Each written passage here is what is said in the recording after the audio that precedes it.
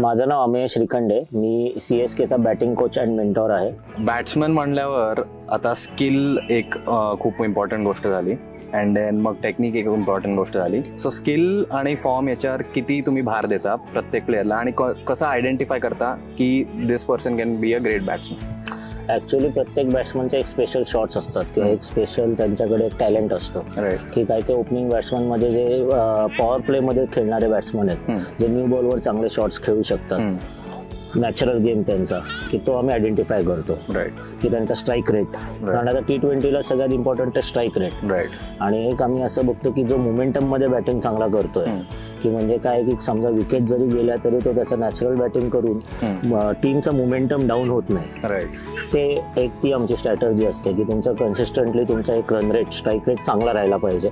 Chess करताना तुम्ही जो टार्गेट आहे, टार्गेट ओरिएंटेड, त्यानुसार तुम्ही चेस केला पाहिजे. आणि त्याच्यात तुम्ही जेवढी जास्त चांगली पार्टनरशिप्स कराल तेवढं जास्त बॅटिंगमध्ये जास्त त्याचा इम्पॉर्टन्स खूप फरक पडतो. Okay.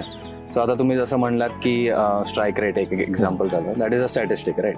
So statistic based goals ठेवता तुम्ही प्लेयरसाठी की त्यांच्या परफॉर्मन्स बेसिसवर पण असतं? नाही, परफॉर्मन्स बेसिसही असतं, दोन्ही असतं, म्हणजे कंबाईन असतं. राईट. म्हणजे स्पेसिफिकली स्ट्राईक रेट की एक बॅट्समनला एक रोल दिलेला असतो की काही स्लॉग ओव्हर्स चांगले क्लिअर करू शकतात नॅचरली. की आमच्या याच्यात जसं आता राजवर्धन हंगरकर आहे की तो इज क्लिअर करतो.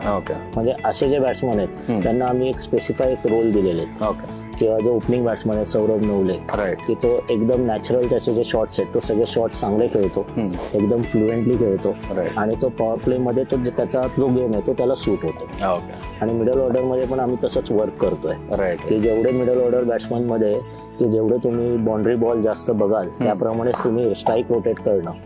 आणि T20 मध्ये काय आहे की तुम्हाला फक्तच प्रत्येक बॉल तुम्ही नाही मारू शकत. मारला तर पाहिजे प्रत्येकाला वाटतं, पण तुम्हाला गेम सिच्युएशन प्रमाणे तो नाही मारला तरी ते टीमसाठी चांगलंच असतं. म्हणजे तुम्हाला तो मोमेंटम तिथे जनरेट करता येतो. मेंटल ट्रेनिंग म्हणा किंवा मेंटल ऍस्पेक्ट तो कसा ट्रेन करता तुम्ही? लाईक काही मेथड्स आहेत? मेथड्स म्हणजे की बॅट्समनचं आता पहिल्यांदा आम्ही बघतो की काय त्याचा टच कसा आहे. मग टच जर चांगला असेल मग त्याला मी जास्त सांगायला जात नाही, कारण तो ऑलरेडी एक त्याच्या झोन मध्ये असतो. मग तिथे त्याला डिस्टर्ब करण्यात काही पॉईंट नसतो. समजा एखाद्याचं काय होत नाहीये, मग ते जे काय होत नाहीये, समजा एखादा शॉट आहे त्याचा तो नीट होत नाहीये त्याच्यामध्ये काय काय याच्यात तो आउट होतोय सध्या, तर आम्ही त्याच्या जे ज्या काही काही शॉट्सवर चांगला शॉट आहे त्याच्यावर आम्ही काम करतो की तू हे करून बघ.